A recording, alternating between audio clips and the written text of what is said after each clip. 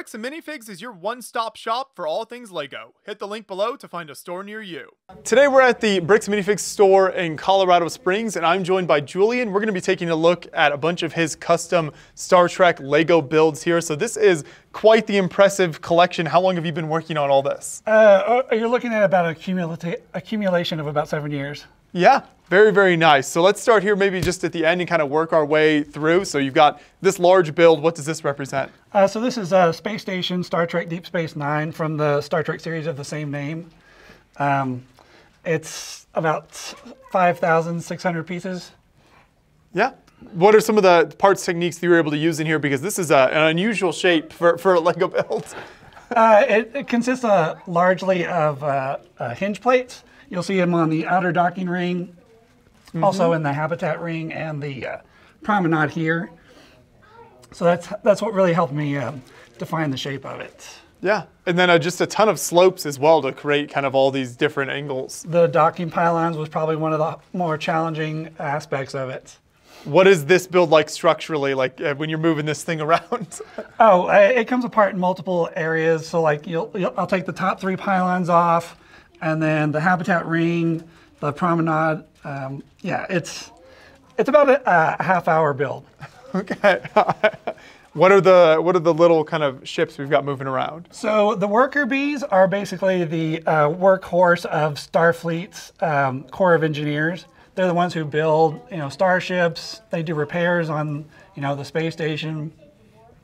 Mm-hmm.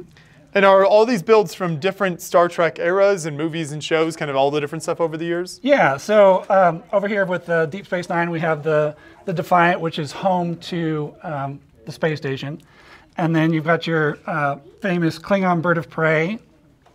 Everybody loves that one. I love the color on that. It's so much more color than all of the gray ships. One of the things I like to joke about is, can you see the cloaked Klingon Bird of Prey? The USS Excelsior in the back. Then up front we have the 3 Enterprises, the original Enterprise, the Enterprise B, and the Enterprise A. Captain Picard and his original first command, the USS Stargazer. In the back we have ships from the Star Trek First Contact movie, the Saber-class starship.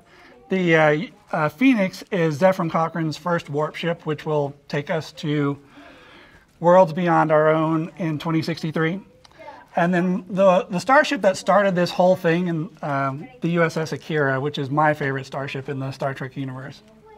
Yeah, very nice. And what are these smaller ones that we have here? So there's kind of a fun story. The 4 different class, it's a same class starship, Miranda class. It started with the Reliant in Star Trek II, and they've since used the same kind of class of starship throughout, different Star Trek series. So I'm working on instructions for like a 4-in-1 type of build to kind of that you can build all 4 of them at once. Mm-hmm. And then on the right side, we've got something very, very different look here. So what is this? So Jupiter Station was featured in one episode of Star Trek Voyager called Lifeline.